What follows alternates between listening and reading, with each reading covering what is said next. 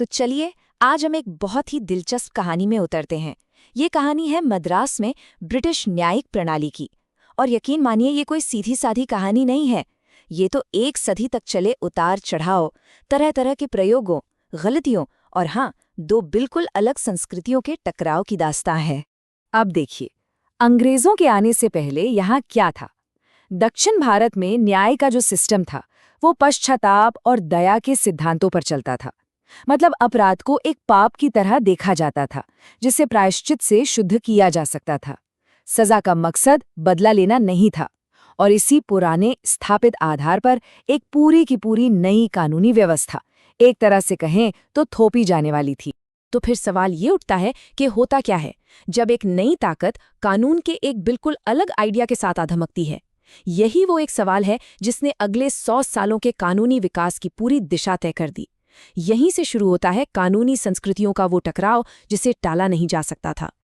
तो इस पूरे सफर में हम कुछ हिस्सों पर नजर डालेंगे। शुरुआत होगी 2 शहरों की कहानी से, फिर देखेंगे कंपनी का नियंत्रण कैसे हुआ, उसके बाद एडमिरल्टी कोर्ट का प्रवेश, फिर क्राउन का मेयर कोड। हम ये भी समझेंगे कि न्याय किसकी शर्तों पर था और आखिर में देखेंगे कि कैसे आधुनिक कानून की नींव रखी गई। तो चलिए अब इसमें थोड़ा और गहराई से उतरते हैं। हमारी कहानी शुरू होती है साल 1639 में, मद्रास की स्थापना के साथ। और पता है, ये बस्ती शुरू से ही एक बटी हुई बस्ती थी। तो शुरुआत में वहां एक तरह की दोहरी न्याय व्यवस्था थी। एक तरफ था व्हाइट टाउन, जहां यूरोपीय लोग रहते थे। वहां एजेंट और उसकी काउंसिल, जो असल में व्यापारी थे, अपने कॉमन सेंस के हिसाब से न्याय करते थे। और दूसरी तरफ था ब्लैक टाउन। यहाँ भारतीयों के लिए एक पारंपरिक चौल्ट्री कोर्ट था जो स्थानीय रीति रिवाजों के हिसाब से छोटे मोटे झगड़े सुलझाता था। सोचिए, एक ही छोटी सी बस्ती में 2 बिल्कुल अलग अलग कानूनी दुनियाएं चल रही थीं। तो इससे समझने वाली सबसे बड़ी बात क्या है? यही कि शुरुआत में कोई एक ऑर्गेनाइज्ड लीगल सिस्टम था ही नहीं। न्याय बस मौके पर जैसे तैसे कर दिया जाता था और इससे अक्सर कन्फ्यूजन की ही स्थिति बनी रहती थी। तो अब देखते हैं कि चीजें यहाँ से आगे कैसे बढ़ीं। पहला बड़ा मोड़ तब आया जब ईस्ट इंडिया कंपनी ने औपचारिक तौर पर कानूनी अधिकार अपने हाथों में लेना शुरू कर दिया। साल 1661 का ये चार्टर सच में एक गेम चेंजर था। इसने कंपनी को ये ताकत दे दी कि वो मद्रास की पूरी आबादी पर, चाहे वो भारतीय हो या कोई और, अंग्रेजी कानून लागू कर सकती है। इसका सीधा मतलब था कि स्थानीय भारतीय कानूनों को पूरी तरह से नजरअंदाज कर दिया गया। असल में इसी चार्टर ने एक बड़े टकराव की जमीन तैयार कर दी। सोचिए, एग्जीक्यूटिव और जुडिशियल दोनों पावर एक ही हाथों में। भारतीय कानूनी परंपराओं की कोई पूछ ही नहीं। ये बिल्कुल वैसा था जैसे एक ऐसी आबादी पर अंग्रेजी कानून थोप दिया गया हो जो उसे समझती तक नहीं थी। लेकिन ये न्यायिक प्रणाली का विकास रुका नहीं, वो चलता रहा।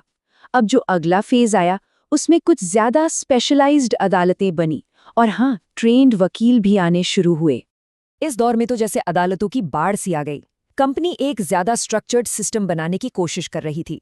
पहले एक हाई कोर्ट ऑफ जुडिकेचर आया, फिर समुद्री मामलों के लिए एडमिरल्टी कोर्ट बना और उसके बाद एक म्यूनिसिपल कोर्ट भी आया जिसे मेयर कोर्ट कहा जाता था। अब इसमें एक दिलचस्प बात हुई। इन सब में से एक खास अदालत बाकियों पर हावी होने लगी। ये थी एडमिरल्टी कोर्ट्स। क्योंकि इसमें प्रोफेशनल जज थे, ये बहुत जल्द मद्रास की सबसे पावरफुल अदालत बन गई और ये हर तरह के केस देखने लगी, जिससे अब एक नया झगड़ा शुरू हो गया।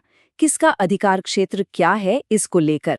अब हम कहानी के उस मोड़ पर पहुंचते हैं जहां ब्रिटिश क्राउन ने, यानी कि सीधे इंग्लैंड की सरकार ने, पहली बार इस कॉलोनियल जुडिशियल सिस्टम में दखल दिया।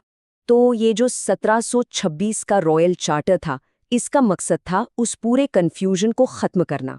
इसने कंपनी की बनाई हुई अलग अलग अदालतों की जगह क्राउन की तरफ से ऑथराइज्ड अदालतों का एक यूनिफॉर्म सिस्टम बना दिया। ऐसा इसलिए ताकि पूरे ब्रिटिश भारत में एक जैसा कानूनी ढांचा हो। तो ये जो नया क्राउन कोर्ट आया, इसने कंपनी के पुराने कोर्ट की सारी ताकत छीन ली। इसने क्रिमिनल जस्टिस को एग्जीक्यूटिव के हवाले कर दिया, लीगल एक्सपर्टीज को एक तरह से खत्म ही कर दिया और सबसे बड़ी बात, इसने इंडियन रिप्रेजेंटेशन को भी खत्म कर दिया, जिसकी वजह से पुराने सिस्टम को थोड़ी बहुत लोकल पहचान मिली हुई। और इस नए सिस्टम ने एक बहुत बड़े संघर्ष को जन्म दिया। ये लड़ाई थी एक तरफ उभरती हुई जुडिशरी और दूसरी तरफ पावरफुल एग्जीक्यूटिव ब्रांच के बीच। हुआ ये कि मेयर कोर्ट ने आज़ादी से काम करने की कोशिश की, लेकिन गवर्नर और उसकी काउंसिल, जो अपील सुनने वाली अदालत भी थी, वो अपना कंट्रोल बनाए रखना चाहती थी। तो वो क्या करते थे? जो भी फैसला उन्हें पसंद नहीं आता, उसे बस पलट देते थे। इससे जुडिशरी की आज़ादी लगातार कमज़ोर होती गई।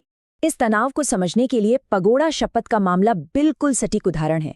देखिए, कोर्ट अपनी अंग्रेजी कानूनी प्रक्रिया पर अड़ा हुआ था, लेकिन गवर्नर ने अपने राजनीतिक फायदे के लिए दखल दिया और कोर्ट को आदेश दिया कि वो स्थानीय हिंदुओं की धार्मिक भावनाओं का सम्मान करे। ये कानून और सत्ता के बीच की खींचतान को साफ साफ दिखाता है। तो इस झगड़े का सल्यूशन क्या निकला? यही कि जुडिशरी की आज़ादी को और भी कम कर दिया जाए। 1753 के चार्टर ने ये साफ कर दिया कि गवर्नर ही सबसे ऊपर है और उसने स्थानीय आबादी पर कोर्ट की ताकत को भी लिमिट कर दिया। मतलब जो जैसा चल रहा था उसे और पक्का कर दिया गया। तो इस पूरी एक सदी के सफर के बाद हम आखिर पहुंचे कहाँ? इसने एक ऐसी विरासत छोड़ी जो कह सकते हैं कि परफेक्ट तो बिल्कुल नहीं थी, लेकिन काफी टिकाऊ साबित हुई।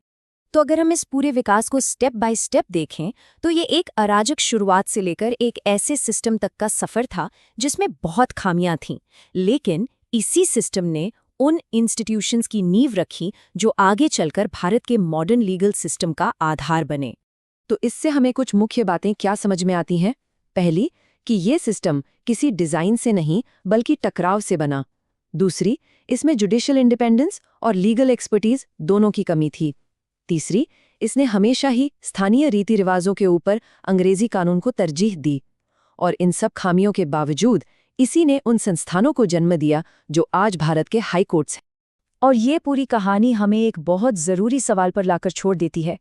जब आज हम भारत के लीगल सिस्टम को देखते हैं, एग्जीक्यूटिव और जुडिशरी के बीच का तनाव, कानून और सामाजिक रिवाजों के बीच की बहस, तो क्या लगता है उस 100 साल पुराने संघर्ष की गूंज आज भी हमें सुनाई देती है? सोचने वाली बात है।